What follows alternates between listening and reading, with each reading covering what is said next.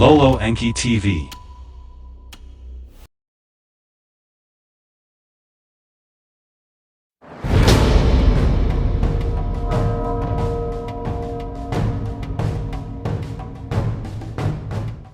Synopsis of the first tablet.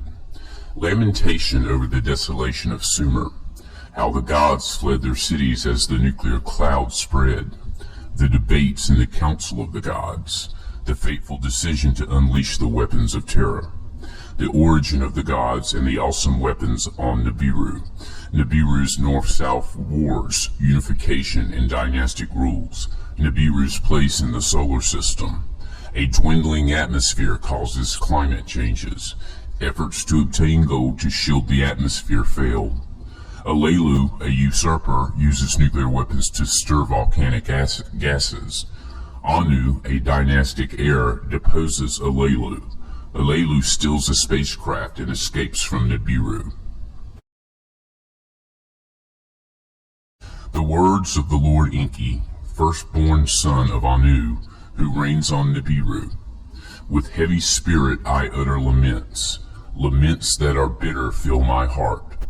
How smitten is the land, its people delivered to the evil wind, its stables abandoned, its sheepfolds emptied. How smitten are the cities, their people piled up as dead corpses, afflicted by the evil wind. How smitten are the fields, their vegetation withered, touched by the evil wind. How smitten are the rivers, nothing swims anymore, pure sparkling waters turned into poison. Of its black-headed people, Sumer is emptied. Gone is all life. Of its cattle and sheep, Sumer is emptied. Silent is the hum of churning milk. In its glorious cities only the wind howls. Death is the only smell. The temples whose heads to heaven arose by their gods have been abandoned. Of lordship and kingship command there is none. Scepter and tiara are gone. On the banks of the two great rivers, once lush and life-giving, only weeds grow. No one treads the highways, no one seeks out the roads. Flourishing Sumer is like an abandoned desert. How smitten is the land, home of the gods and men. On that land a calamity fell, one unknown to man. A calamity that mankind had never seen before, one that could not be withstood. On all the lands from west to east, a disruptive hand of terror was placed. The gods in their cities were helpless as men. An evil wind, a storm born in a distant plain, a great calamity wrought in its path. A death-dealing wind born in the west, its way to the east has made, its course set by fate. A storm devouring as the deluge, by wind and not by water, a destroyer, by poisoned air, not tidal waves overwhelming. By fate, not destiny, was it engendered. The great gods, in their council, the great calamity had caused. By Enlil and Ninhursag, it was permitted. I alone, for a halt, was beseeching. Day and night to accept what the heavens decree, I argued, to no avail. Ninurta, Enlil's warrior son, and Nergal, my very own son, poisoned weapons in the great plain, then unleashed. That an evil wind shall follow the brilliance, we knew not. They now cry in agony. That the death-dealing storm born in the west its course to the east shall make, who could foretell? The gods now but bemoan. In their holy cities the gods stood disbelieving as the evil wind toward Sumer made its way. One after another the gods fled their cities, their temples abandoned to the wind. In my city, Eridu, as the poison cloud approached, I could do nothing to stop it. Escaped to the open steppe to the people I gave instructions. With Ninki, my spouse, the city I abandoned. In his city, Nippur, place of the bond, heaven, earth, Enlil could do nothing to stop it. The evil wind against Nippur was onrushing. In his celestial boat, Enlil and his spouse hurriedly took off. In Sumer's city of kingship, Nanar to his father Enlil for help cried. In the place of the temple that to heaven in 7 steps rises, Nanar, the hand of fate refused to heed.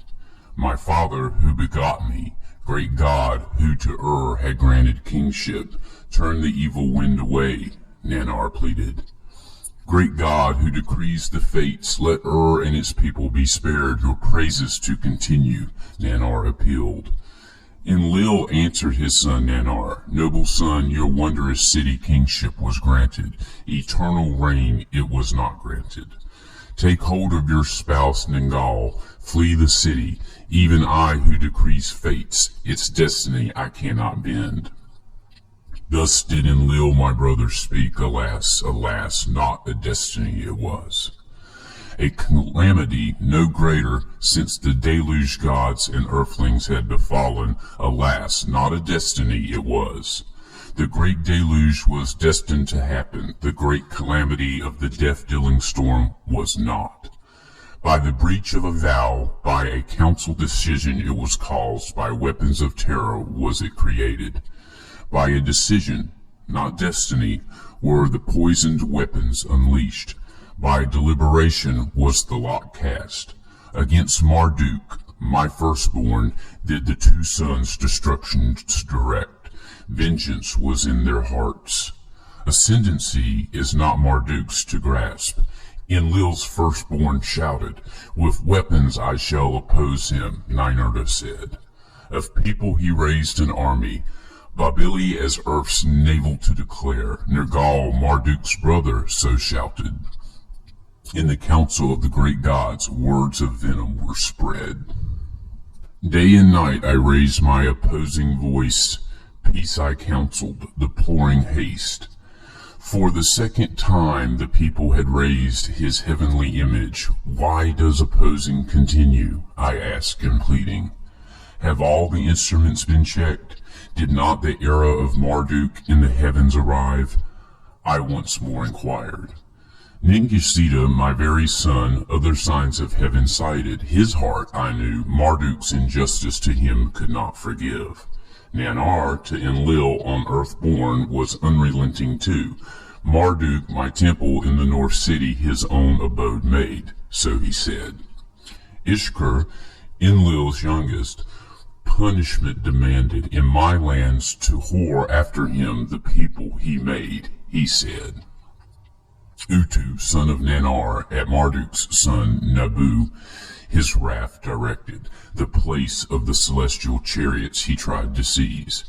Inanna, twin of Utu, was furious of all. The punishment of Marduk for the killing of her beloved Dumuzi she still demanded. Ninharzag, mother of gods and men, her gaze diverted. Why is not Marduk here, she only said. Gibel, my own son, with gloom replied, Marduk has all entreaties put aside. By the signs of heaven his supremacy he claims. Only with weapons will Marduk be stopped. Ninurta, Enlil's firstborn, shouted.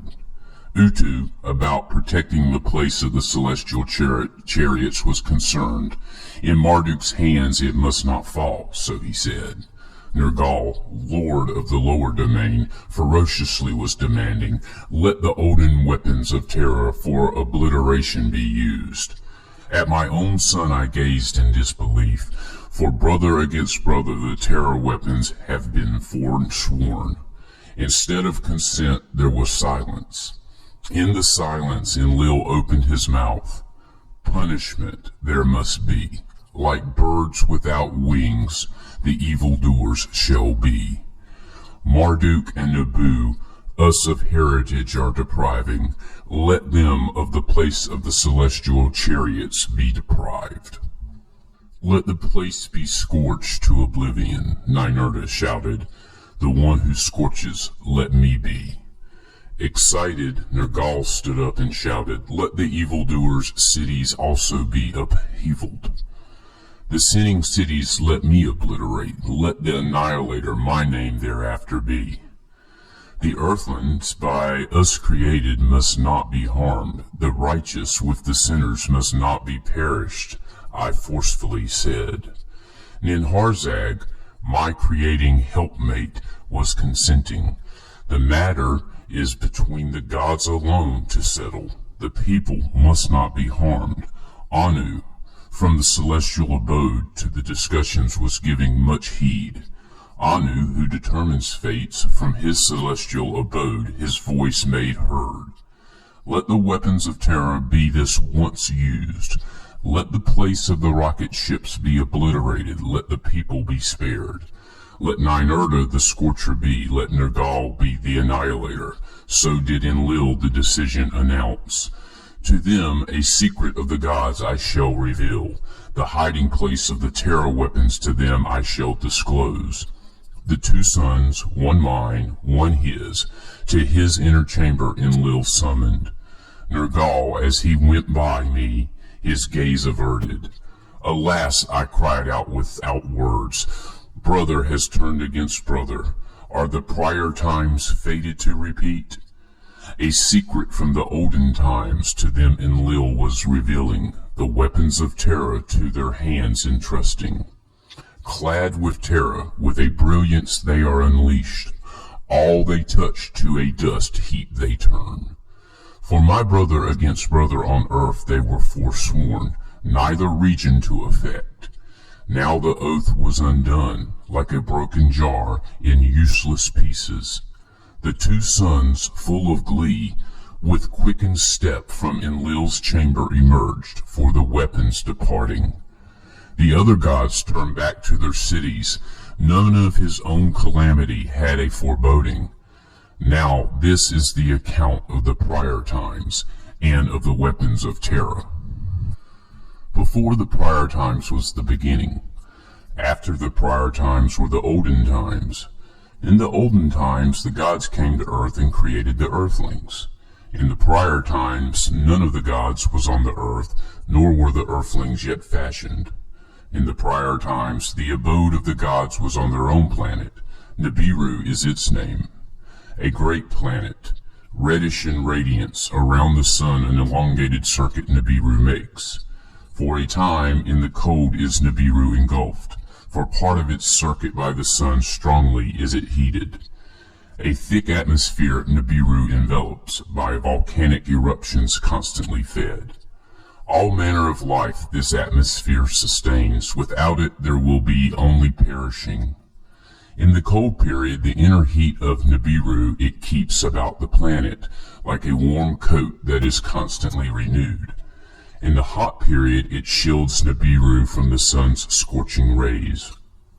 In its midst rains it holds and releases to lakes and streams giving rise. Lush vegetation our atmosphere feeds and protects. All manner of life in the waters and on the land to sprout it caused. After eons of time our own species sprouted, by our own essence an internal seed to procreate. As our numbers grew, to many regions of Nibiru our ancestors spread. Some tilled the land, some four-legged creatures shepherded. Some lived on the mountains, some in the valleys their home made. Rivalries occurred, encroachments happened, clashes occurred, sticks became weapons.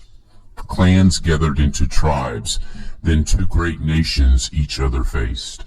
The nation of the north against the nation of the south took up arms. What was held by hand to thrusting missiles was turned. Weapons of thunder and brilliance increased the terror. As a war long and fierce engulfed the planet, brother amassed against brother. There was death and destruction both north and south. For many circuits desolation reigned the land. All life was diminished. Then a truce was declared, then peacemaking was conducted. Let the nations be united, the emissaries said to one another. Let there be one throne on Nibiru, one king to reign over all. Let a leader from north or from south by lot be chosen, one king supreme to be. If he be from north, let south choose a female to be his spouse, as equal queen to reign alongside. If by lot a south male be chosen, let the north's female be his spouse.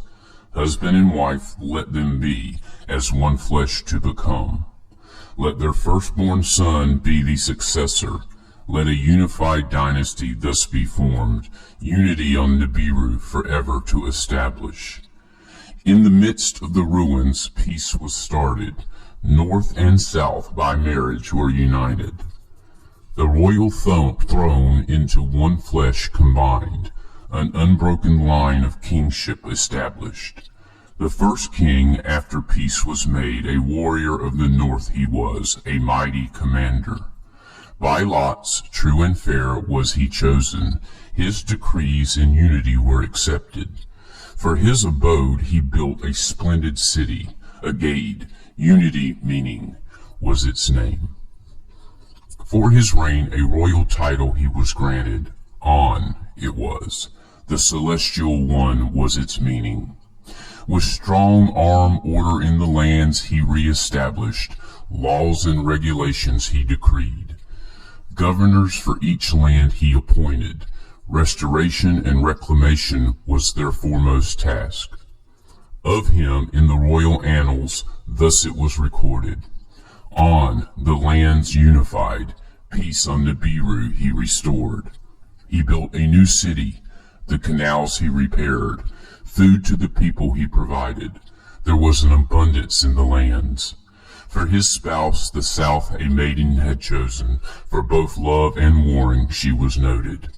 Antu was her royal title, the leader who is On's spouse, the given name cleverly did mean. She bore On 3 sons and no daughters. The firstborn son was by her named Enki. By On a solid foundation was its meaning. Alone on the throne he was seated. A spouse to choose was twice postponed. In his reign concubines were brought into the palace. A son to him was not born. The dynasty thus begun was by the death of Enki disrupted. On the foundation no offspring followed. The middle son, though not the firstborn, the legal heir was pronounced. From his youth, one of the 3 brothers, Ib, by his mother was lovingly called. The one in the middle his name did mean. By the royal annals, Anib he is named. In kingship celestial by generations, the one who is On's son, the name signified. He followed his father on Nibiru's throne. By count he was the 3rd to reign. The daughter of his younger brother he chose to be his spouse. Ninib she was called, the Lady of Ib. A son to Anib by Ninib was born. The successor on the throne he was, the 4th by the count of the kings. By the royal name and Shargal he wished himself to be known. On's prince, who is greatest of princes, was the meaning. His spouse, a half-sister, Kishagul, was equally named. Knowledge and understanding were his chief ambition. The ways of the heavens he assiduously studied. The great circuit of Nibiru he studied, its length a shar to be he fixed. As 1 year of Nibiru was the measure, by it the royal reigns to be numbered and recorded. The shar to the 10 portions he divided, 2 festivals were thereby he pronounced. When nearest to the sun's quarters, a festival of the warmth was celebrated. When to its far abode Nibiru was distanced, the festival of coolness was decreed. Replacing all olden festivals of tribes and nations to unify the people, the 2 were established.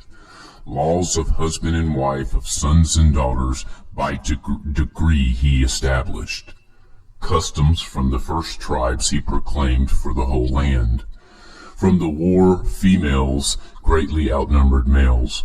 Decrees he made, 1 male to have more than 1 female for knowing. By law, 1 wife as official spouse to be chosen, first wife to be called.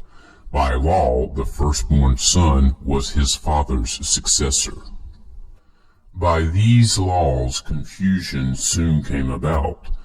If the firstborn son, not by the firstborn wife, was born, and thereafter by the first wife a son was born, by law the legal heir becoming, who shall be the successor? The one by the count of Shar's firstborn?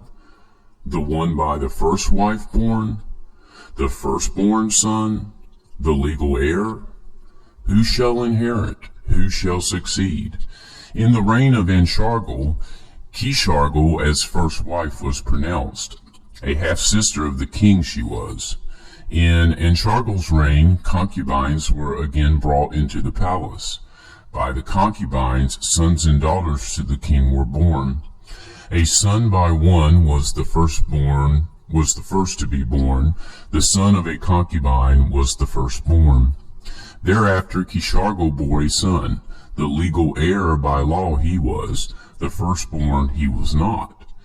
In the palace of Kishargal raised her voice in anger, shouting, "If by rules my son, by a first wife born, from succession shall be barred, let the double seed not be neglected. Though of different mothers, of one father the king and I are offspring. I am the king's half-sister, of me the king is half-brother. By that my son the double seed of our father Anib possesses. Let henceforth the law of the seed, the law of espousal overpower. Let henceforth a son by a half-sister, whenever born, above all other sons rise to succession." And Shargal, contemplating, the law of the seed embraced with favor. Confusion of spouse and concubines, of marriage and divorce, it would be avoided. In their council, the royal counselors, the law of the seed for succession adopted. By the king's order, the scribes, the decree recorded. Thus, the next king by the law of the seed for succession was proclaimed. To him, the royal name Anshar was granted. Fifth on the throne he was.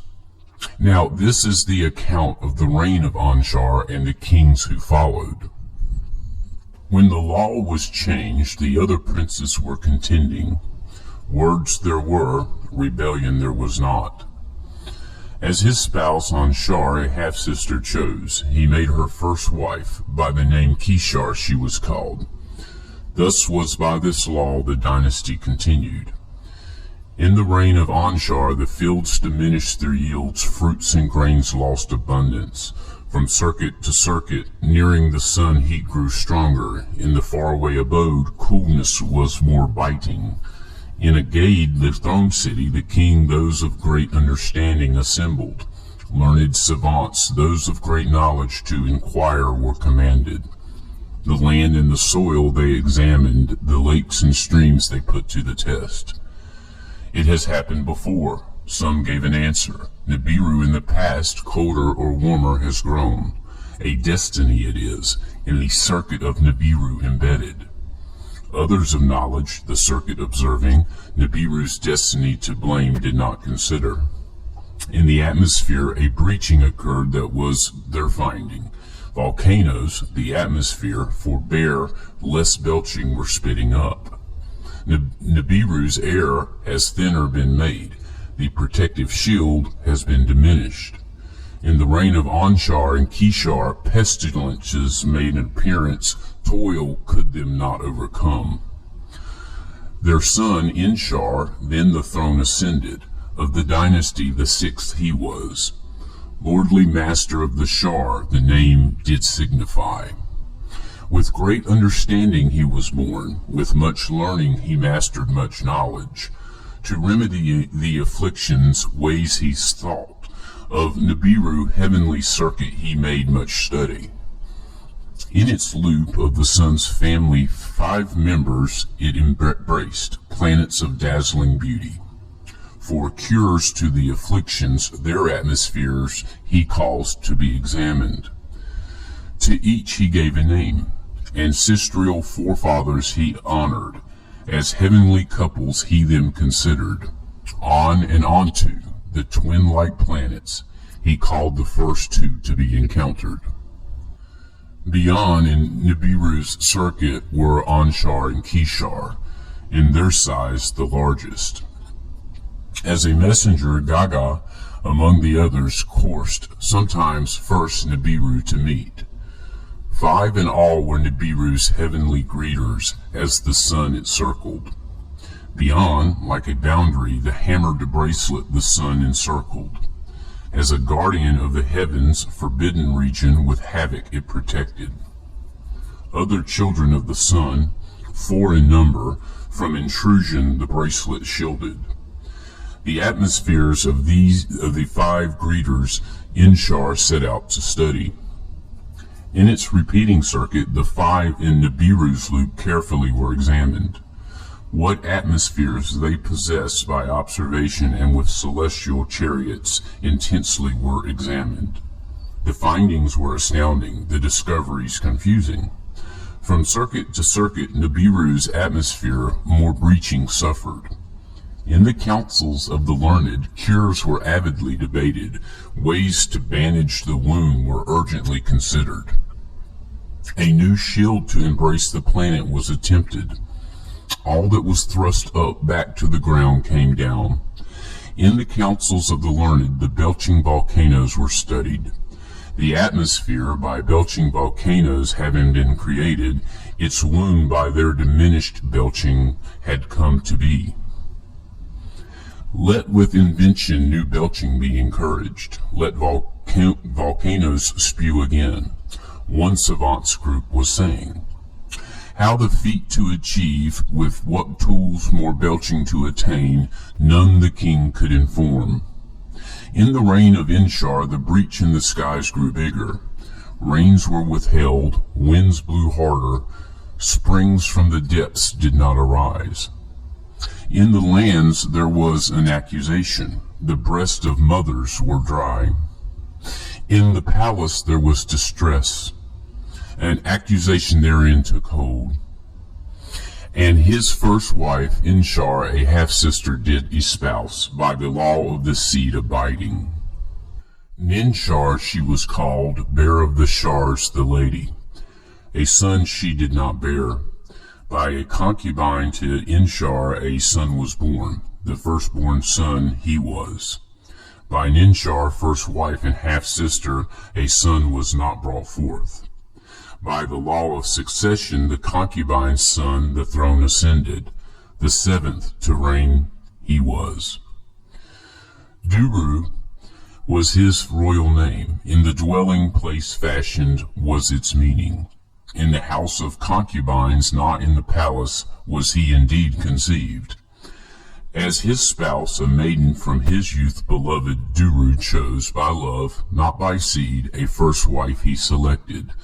Dauru was her royal name. She who is by my side was the meaning. In the royal court confusion was rampant. Sons were not theirs, wives were not half-sisters.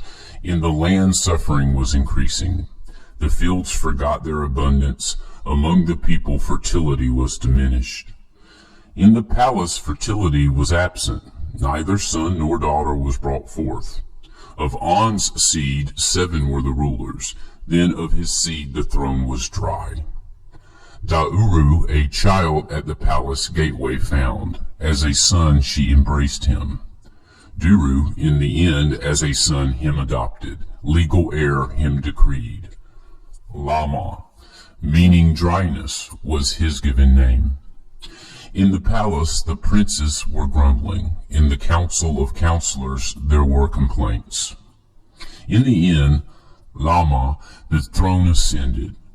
Though not of On's seed, he was the 8th to reign. In the councils of the learned, to heal the breach there were 2 suggestions. One was to use a metal. Gold was its name. On Nibiru it was greatly rare. Within the hammered bracelet it was abundant. It was the only substance that to the finest powder could be ground, lofted high to heaven, suspended it could remain. Thus, with replenishments, the breach it would heal, protection make better. Let celestial boats be built. Let a celestial fleet the gold to Nibiru bring over. Let weapons of terror be created was the other suggestion. Weapons that the ground shake loose, the mountains split asunder.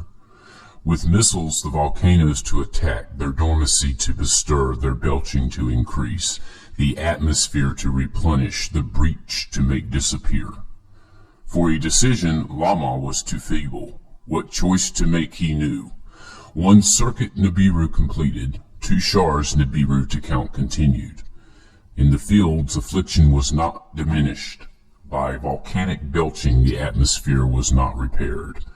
A 3rd shar passed, a 4th was counted, gold was not obtained. In the land strife was abundant, food and water were not abundant. In the land unity was gone, accusations were abundant. In the royal court savants were coming and going, counselors were rushing in and rushing out.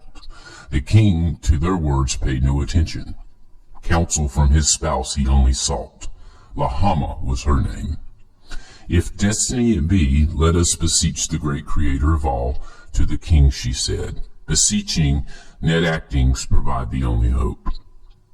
In the royal court the princes were astir. At the king accusations were directed. Foolishly, unreasoning, greater calamities instead of cure he brought forth. From the olden storehouses weapons were retrieved. Of rebellion there was much speaking. A prince in the royal palace was the first to take up arms. By words of promise the other princes he agitated. Alelu was his name. Let Lama be the king no more, he shouted. Let decision supplant hesitation. Come, let us unnerve the king in his dwelling. Let him the throne abandon. The princes to his words gave heed. The gate of the palace they rushed. To the throne room, its entrance restricted, like onrushing waters they went. To the tower of the palace the king escaped. Alelu was him pursuing.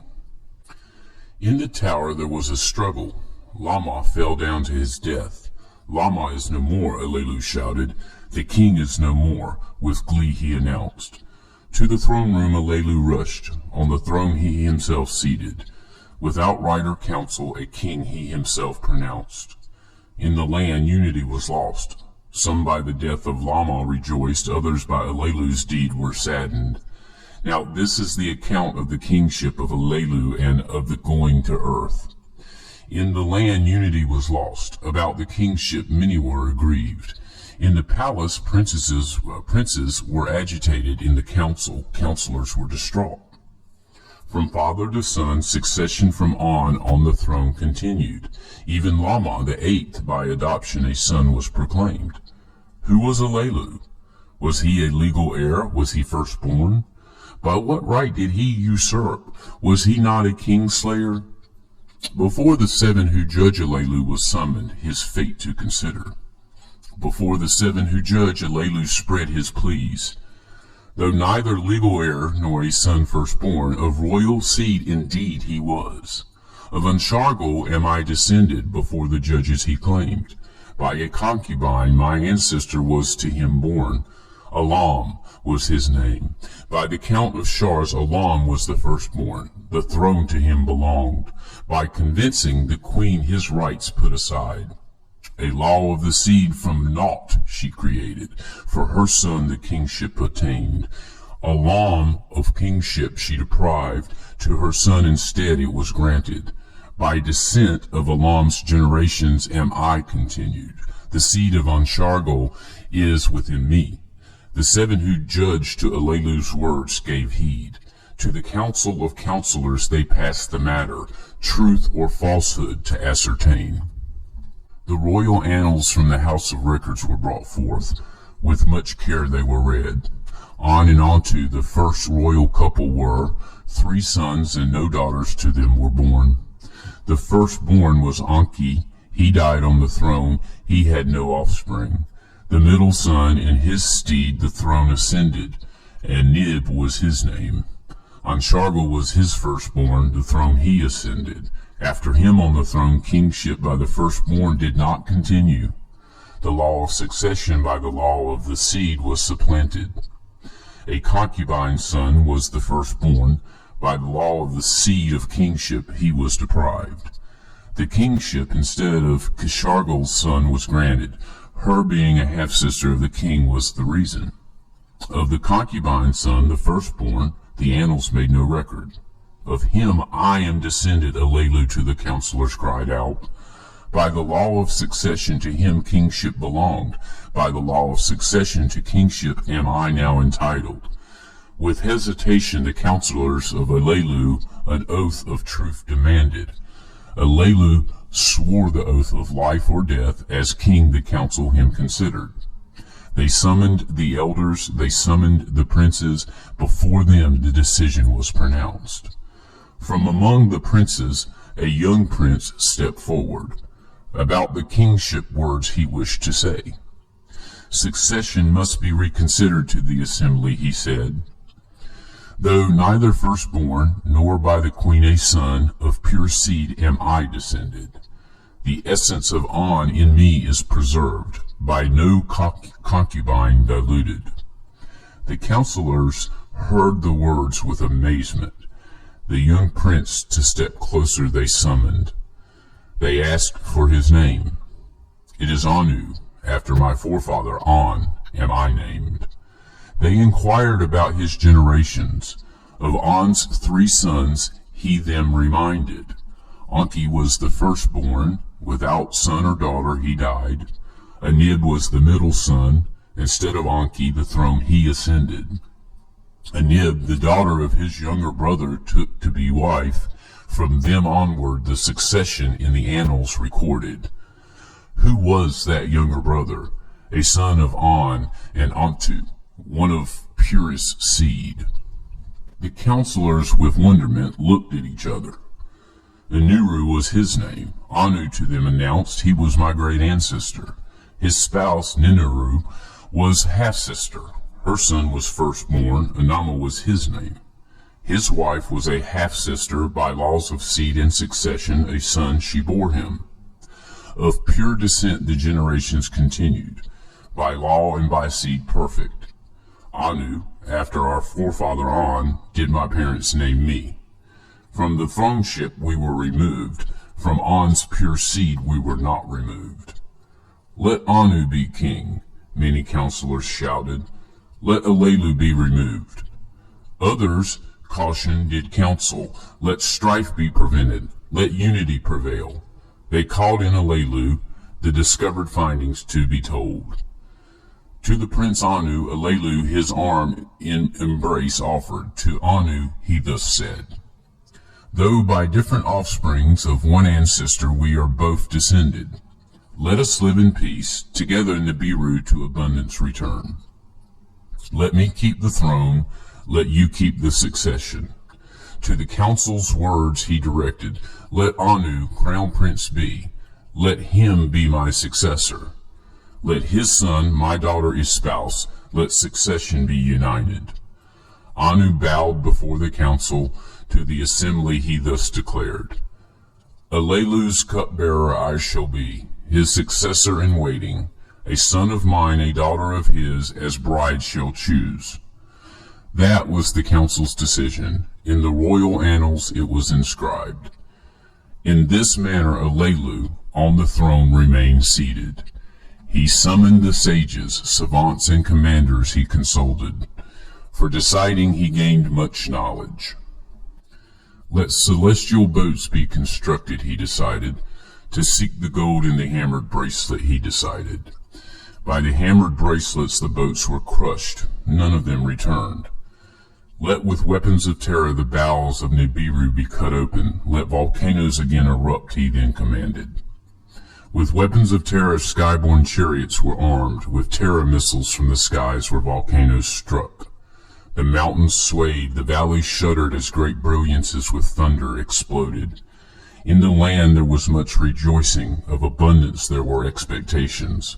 In the palace Anu was for Alelu the cupbearer. He would bow at Alelu's feet, set the drinking cup in Alelu's hand.